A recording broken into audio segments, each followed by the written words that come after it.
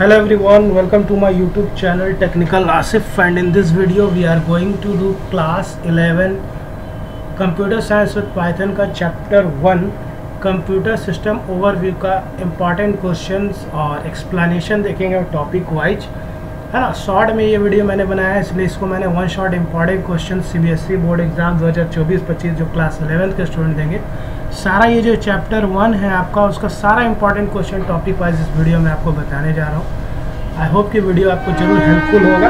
चलिए वीडियो को स्टार्ट करते हैं। वीडियो को स्टार्ट करने से पहले चैनल में अगर आप नए हैं तो चैनल को नीचे सब्सक्राइब कर ले, सब्सक्राइब बटन दाब के, और right side bell icon press कर ले for the new upcoming video from technical Asif YouTube channel. चलिए वीडियो को स्टार्ट करते हैं।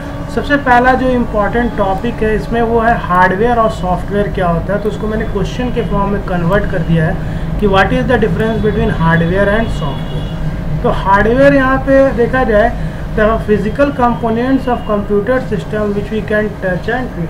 हार्डवेयर का वो कंप्यूटर सिस्टम का वो पार्ट है जिसको हम लोग टच और फील कर सकते हैं ना। जैसे कंप्यूटर सिस्टम का keyboard, mouse, CPU, monitor, hard disk, ये सबको हम लोग टच कर सकते हैं, तो ये क्या कहलाएगा हार्डवेयर। और सॉफ्टवेयर की अगर बात करें तो सॉफ्टवेयर क्या है, सेट ऑफ इंस्ट्रक्शंस एंड कहते program that tells hardware what to do.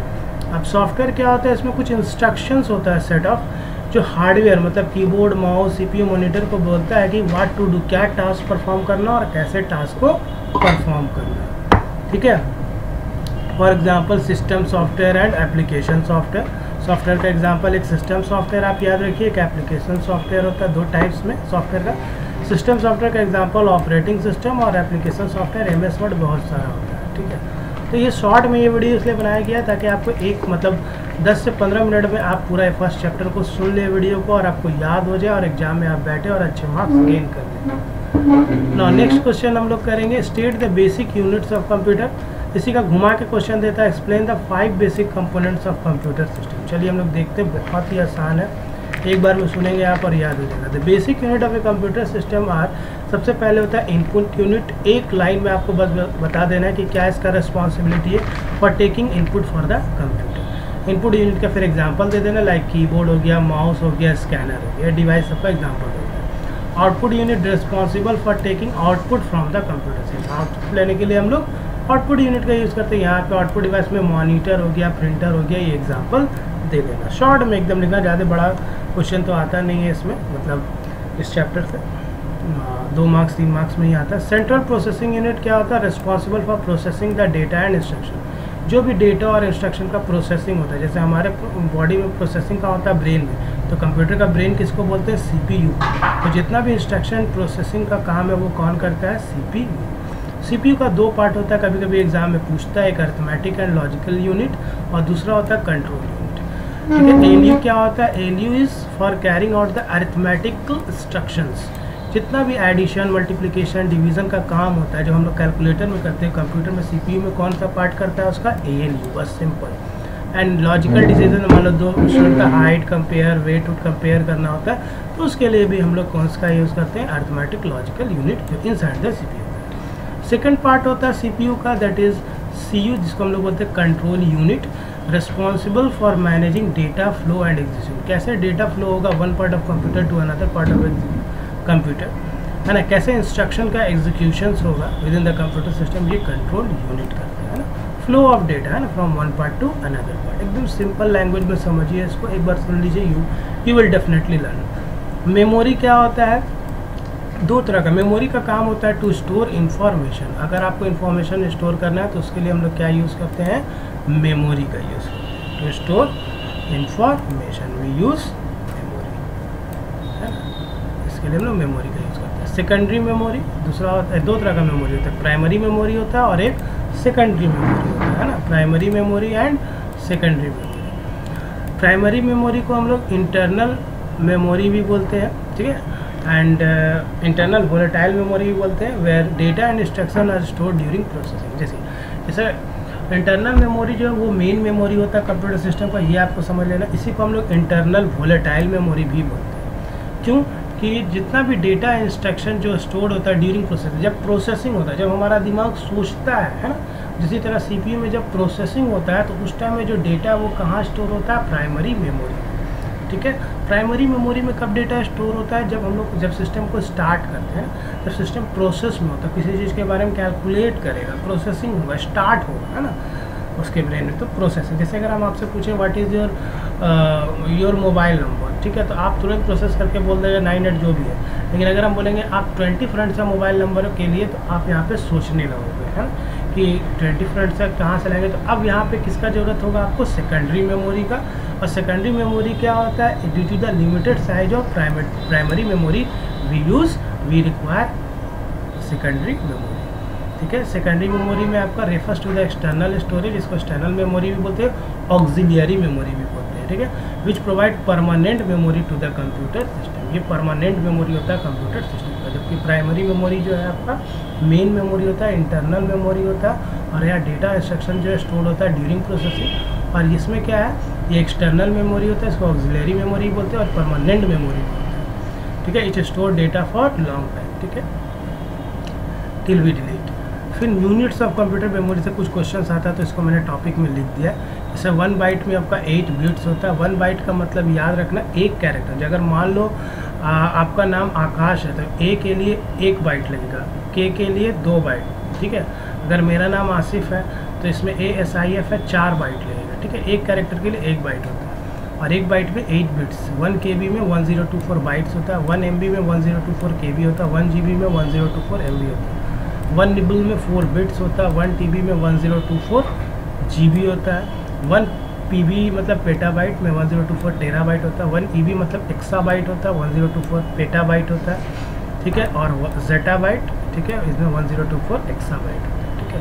तो लार्जेस्ट मेमोरी इस तरह से आप देख सकते हैं। देखिए, इससे रिलेशन पे 1 मार्क्स का क्वेश्चन बनता है, तो ये वाला आप पढ़कर जरूर जाना। मैं शॉर्ट वीडियो बनाना, ज़्यादा एक्सप्लेनेशन नहीं देना, आप सुनते जाइए, वीडियो आप याद करते जाइए। चैनल को जरूर सब्सक्राइब करके रखेंगे, आगे भी आपको चैप्टर 2, 3, 4, 5, 6, 7, 8 कैसे नोट्स के फॉर्म में हो सकेगा, तो मैं डिस्क्रिप्शन में नोट्स को अवेलेबल कर दूंगा, आपको लिंक दे दूंगा, जहाँ से आप नोट्स को कैरी कर सकते हैं, डाउनलोड कर सकते हैं।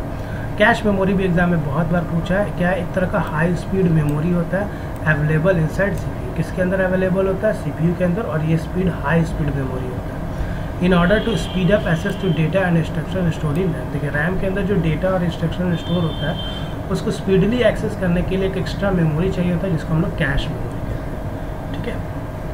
नेक्स्ट है what is the difference between RAM and ROM. इसको पढ़ लेना। रैंडम एक्सेस मेमोरी होता है, डेटा कैन बी रीड और राइट रैम में। और वोलेटाइल मेमोरी, वोलेटाइल मेमोरी मतलब होता है data will be lost whenever the power is turn off. RAM के अंदर का डेटा जो है वो लॉस्ट हो जाता है, हाँ, whenever the power is turn of. जैसे कंप्यूटर शट डाउन कर दोगे, तो रैम के अंदर जो डेटा होता है ड्यूरिंग प्रोसेसिंग वो लॉस्ट हो जाता है। इसी का जस्ट अपोजिट होता है रोम, रीड ऑनली मेमोरी। इसमें सिर्फ हम लोग डेटा को रीड कर सकते हैं, इसको नॉन वोलेटाइल मेमोरी बोलते हैं, ठीक है। नॉन वोलेटाइल मेमोरी कहने का मतलब data are stored permanently as soon as the power is turn off. अगर पावर टर्न ऑफ कर भी दोगे, तो रोम के अंदर डेटा जो है वो हमेशा स्टोर है till we delete it. This is the big difference between RAM and okay. चलिए अब आगे हम लोग पढ़ते हैं important question. What is an operating system, बहुत बार पूछा है। Operating system is a system software which act as an interface between hardware and software. Hardware और सॉफ्टवेयर के बीच के का एक इंटरफेस की तरह काम करता है। जैसे कि अभी देखिए मैं आपको पढ़ा रहा हूँ, तो ये जो इंटरफेस है ये हम लोग को कौन प्रोवाइड करके दिया, ऑपरेटिंग सिस्टम। ऑपरेटिंग सिस्टम जो है सोल ऑफ कंप्यूटर सिस्टम भी होता है, आत्मा भी बोला जाता है कंप्यूटर सिस्टम का, ठीक है। और ये एक तरह का कैसा सॉफ्टवेयर है, सिस्टम सॉफ्टवेयर है। नेक्स्ट पढ़ते हैं हम लोग, ज़्यादा डिटेल पे नहीं जाएंगे। Explain the types of software. 2 तरह का सॉफ्टवेयर होता है, एक सिस्टम सॉफ्टवेयर होता है, एक एप्लीकेशन सॉफ्टवेयर होता है। सिस्टम सॉफ्टवेयर का काम क्या होता है, to control internal computer operation. जितना भी कंप्यूटर का इंटरनल ऑपरेशन, जैसे आप विंडोज़ मीडिया प्लेयर चलाते हैं, MS पेंट पे वर्क करते हैं, कॉपी पेस्ट करते हैं प्रोग्राम, है ना, कीबोर्ड माउस, इन सारे का कंट्रोल किसके पास होता है, सिस्टम सॉफ्टवेयर। जैसे इसका एग्जांपल इसीलिए ऑपरेटिंग सिस्टम और लैंग्वेज प्रोसेसर। ऑपरेटिंग सिस्टम इसीलिए आप सिस्टम सॉफ्टवेयर है, क्योंकि जब भी कंप्यूटर को स्टार्ट करते हैं हम लोग, तो ऑपरेटिंग सिस्टम हमारा स्टार्ट होता है, लोड होता है कंप्यूटर के मेमोरी, ठीक है। और दूसरा है application software, it is the set of program necessary to carry out operation, ठीक है। एप्लीकेशन सॉफ्टवेयर इज बेसिकली क्या है, एक प्रोग्राम है जिसमें हम लोग एक स्पेसिफिक टास्क को परफॉर्म करते हैं। किसी भी ऑपरेशन को, स्पेसिफिक ऑपरेशन को कंप्लीट करने के लिए एप्लीकेशन सॉफ्टवेयर का डेवलप किया गया है, ठीक है। इसके लिए सिस्टम सॉफ्टवेयर होना बहुत ज़रूरी है। एंड एग्जांपल जैसे इसमें आपका एप्लीकेशन सॉफ्टवेयर में आप देख सकते हैं MS ऑफिस है, ओपन ऑफिस है, बहुत सारा सॉफ्टवेयर है। MCQ बेस्ड कुछ 1 वर्ड का क्वेश्चन आप लोग देख लीजिए। N operating system is an example of system software, ये MCQ में आता है। Flash memory is a type of secondary memory, flash memory. Store data permanently कौन करता है? रोम करता है, या फिर हार्ड डिस्क भी कर सकता है, लिख सकते हैं। स्टोर डेटा टेम्पोरली कौन स्टोर करता है? रैम करता है, क्योंकि रैम में डेटा लॉस्ट हो जाता है ना, as soon as the power is turned off. Antivirus कैसा सॉफ्टवेयर है? एप्लीकेशन सॉफ्टवेयर, यूटिलिटी सॉफ्टवेयर भी बोल सकते हैं उसको। Utility programs are a type of application software. Next question है, what is the difference between interpreter and compiler पूछता है। इंटरप्रीटर का काम होता है to convert and high level language program. High level language program क्या, जो हम इंग्लिश लैंग्वेज में simple plus minus into addition multiplication symbols का यूज़ करते हैं, ABC लेटर का यूज़ करते हैं, इसी को हाई लेवल लैंग्वेज प्रोग्राम होता है। Into machine language, machine language मतलब द लैंग्वेज विच अंडरस्टैंड 0 और 1। हमारा कंप्यूटर क्या समझता है? 0 को समझता है और 1 को समझता है, नथिंग एल्स। तो इंटरप्रीटर क्या करता है, जो हम लोग टाइप करते हैं सेंटेंस लेटर्स जो भी, उसको किस में कन्वर्ट करता है? 0 और 1, लाइन बाय लाइन। कौन करता है? इंटरप्रीटर। जब किसी का जस्ट अपोजिट कंपाइलर क्या करता है, ये भी हाई लेवल को मशीन लैंग्वेज में कन्वर्ट करता है, लेकिन इन 1 को वो लाइन बाय लाइन करता है इंटरप्रीटर, और ये 1 को। बस ये मेन डिफरेंस आप याद रखना, अगर एग्जाम में आता है 2 मार्क्स में तो इसको लिख देना। Give some examples of operating system. देखिए एग्जांपल ही पूछता है ऑपरेटिंग सिस्टम का, कभी कभी यूनिक्स, उबंटू, विंडोज़, iOS लिख देना। Right any 4 types of operating system interfaces. अब ऑपरेटिंग सिस्टम में कुछ इंटरफेसेस होता है, जैसे पहले यूज़ होता था आपका कमांड लाइन इंटरफेस, कमांड के फॉर्म में हम लोग कम्युनिकेट करते थे कंप्यूटर सिस्टम। अभी कौन सा है? Graphical user interface. यहाँ पे क्या है? मेनूज़ है, आइकन्स है, सेव, सारा बटन्स वगैरह दिया हुआ है, इसको हम लोग ग्राफिकल यूज़र इंटरफेस, जैसे विंडोज़ 10, विंडोज़ 8, विंडोज़ 8.1, विंडोज़, ये सब graphical user interface operating system. इसके बाद नेटवर्क OS। नेक्स्ट क्वेश्चन जो इंपॉर्टेंट है, name the different types of operating system. Single user, multi user, time sharing and distributed. Single user में single user work करता है computer पे, और multi user में मल्टीपल यूजर वर्क करता है कंप्यूटर सिस्टम। तो इसका नाम एटलीस्ट कम से कम पढ़ के जरूर जाना एग्जाम पॉइंट ऑफ व्यू से। List out the different categories of application software. Categories थोड़ा सा पढ़ लो। पैकेजेस होता है, यूटिलिटीज़, कस्टमाइज। ठीक है, यहाँ पे कस्टमाइज सॉफ्टवेयर क्या होता है? जो टेलर मेड सॉफ्टवेयर होता है, आपके अनुसार जो सॉफ्टवेयर है। जैसे आप बाइसाइकिल के शॉप पे जाओगे या केक के शॉप पे जाओगे, तो अपने हिसाब से जब आप किसी चीज़ को डिज़ाइन करवाते हो तो उस तरह का सॉफ्टवेयर को कस्टमाइज सॉफ्टवेयर होता है। Next number 2, right about utility software के बारे में एग्जाम में पूछ चुका है, जिसको पढ़ लेना। यूटिलिटी का मतलब होता है टू असिस्ट आवर कंप्यूटर, अपने कंप्यूटर सिस्टम को असिस्ट करता है। कौन? Utilities. Utilities are those helpful program that ensure the smooth functioning of the computer, है ना। कंप्यूटर के स्मूथ फंक्शनिंग के लिए हम लोग क्या यूज़ करते हैं? यूटिलिटीज़ का यूज़ करते हैं। क्या क्या यूटिलिटीज़ होता है जरा सा पढ़ लो। बैकअप यूटिलिटी होता है, एंटीवायरस सॉफ्टवेयर होता है, टेक्स्ट एडिटर होता है, क्लीनअप है, बहुत सारा है।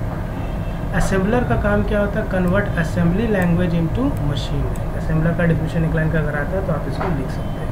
ये असेंबली, अब असेंबली लैंग्वेज क्या होता है? एक स्पेशल लैंग्वेज जहाँ पे एडिशन के लिए ऐड, सब्सट्रैक्शन के लिए सब, इस तरह से हम लोग लैंग्वेज का एक निमोनिक कोड्स का यूज़ करते थे असेंबली लैंग्वेज में। ठीक है, तो असेंबली लैंग्वेज को मशीन लैंग्वेज में कन्वर्ट करने का काम कौन करता है? असेंबली। एक वर्ड का मे भी थोड़ा सा पढ़ लेंगे। सॉफ्टवेयर लाइब्रेरी क्या होता है? Set of pre written code, जो पहले से बना बनाया प्री रिटन कोड हो गया, फंक्शंस हो गया, क्लासेस हो गया, that are available to programmers, जो प्रोग्रामर्स को अवेलेबल। जैसे मान लो मैथमेटिकल फंक्शन है आपका, साइन है, कॉस है, पावर फंक्शन है, स्क्वायर रूट फंक्शन है, इसको अवेलेबल कराता है किसको? जो सॉफ्टवेयर डेवलपर होते हैं, जो सॉफ्टवेयर प्रोग्रामर होते हैं। For what? For use in the development of new code. जैसे कोई भी न्यू कोड बना रहे हैं तो उसमें आपको साइन 30 डिग्री चाहिए, साइन 60 डिग्री का वैल्यू चाहिए, या साइन कॉस 0 डिग्री का वैल्यू चाहिए, या फिर आपको पावर फंक्शन यूज़ करना। तो इस सब के लिए हम लोग क्या बनाया गया है? एक सॉफ्टवेयर लाइब्रेरी बनाया गया, उसमें सारा ये फंक्शन दिया हुआ है। नेक्स्ट है प्राइमरी मेमोरी और मेन मेमोरी। क्या होता है? प्राइमरी मेमोरी जो है उसी को हम लोग मेन मेमोरी बोलते हैं, that holds data and program for processing. इसका एग्जांपल हो गया RAM ROM. Types of RAM, static RAM, dynamic RAM, जरूर पढ़ के जाना आप लोग, थोड़ा थोड़ा इसका डेफिनेशन देख लेना, ऐसा है ना स्टैटिक रैम में।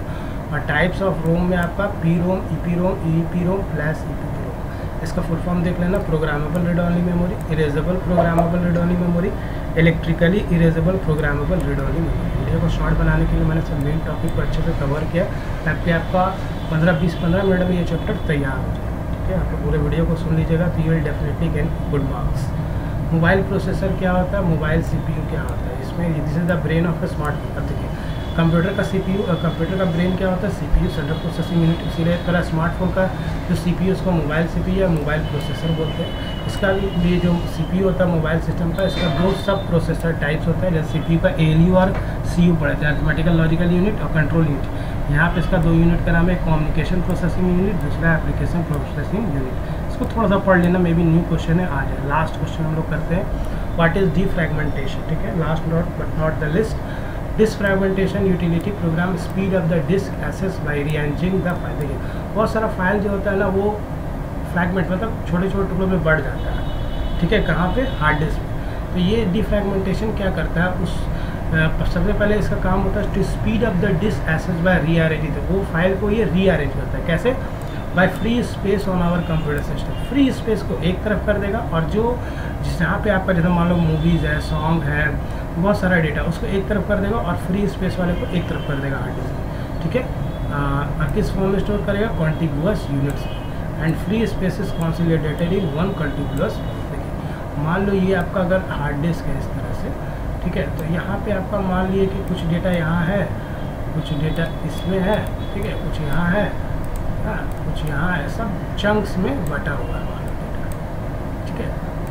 कुछ अच्छा 1 मिनट अभी थोड़ा सा बता ही देते हैं आप लोग, 1 मिनट अब सेकंड, ठीक है, चेंज कर लेते हैं,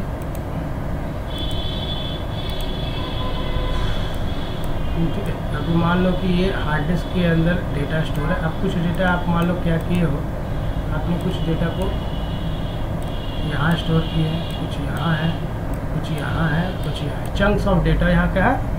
स्टोर है। अब जब भी कंप्यूटर स्टार्ट होगा तो पूरा डेटा को रीड करने होगा, तो इसमें टाइम लगता है। तो डिस्क डिफ्रैगमेंटेशन क्या करता है, इसी चीज़ को आप फिर से देखते हैं कि जितना भी यूज्ड है उसको एक तरफ कर देंगे। मतलब ये देखिए जितना भी यूज्ड वाला है इधर कर देते हैं, ठीक है। ये देखिए ये जितना भी यूज है एक तरफ, ठीक है, ये एक तरफ, और ये जो ब्लैंक स्पेस है ये सारे जितना यूज वाला एक तरफ कर लेंगे और ब्लैंक वाले को एक तरफ छोड़ देंगे, ठीक है।